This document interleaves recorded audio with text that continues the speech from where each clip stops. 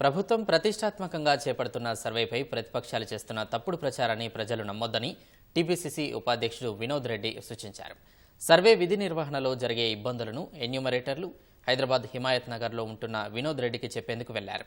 కొన్ని ప్రాంతాల్లో ప్రజలు దాడులు చేయడంతో పాటు దురుసుగా మాట్లాడుతున్నారని ఆందోళన వ్యక్తం చేశారు. సర్వే ఎవరి వ్యక్తిగత సమాచారాన్ని సేకరించేందుకు కాదని దయచేసి ప్రజలందరూ సహకరించాలని వినోద్ రెడ్డి కోరారు. రాష్ట్ర ప్రభుత్వం ముఖ్యమంత్రి రేవంత్ రెడ్డి గారు తెలంగాణ ప్రజలకు అందరికి కూడా న్యాయం జరగాలని, సామాజికంగా ఆర్థికంగా ప్రతి కార్యక్రమం ప్రతి పథకం వాళ్ళకు రావాలని ముఖ్య ఉద్దేశంతో ఈ సమగ్ర సర్వే కార్యక్రమం జరుగుతున్నది. నేను ప్రజలకు ఒకటి మీ ద్వారా విన్నవించేది ఏమిటంటే, ఇది ఎవరి వ్యక్తిగత వాళ్ళ యొక్క ఇన్ఫర్మేషన్ తీసుకోవడానికి చేస్తున్న సర్వే కాదు. ఇది దయచేసి ప్రతిపక్ష పార్టీలు చేస్తున్నటువంటి ఈ తప్పుడు ప్రచారాన్ని ఎట్టి పరిస్థితిలో నమ్మకండి.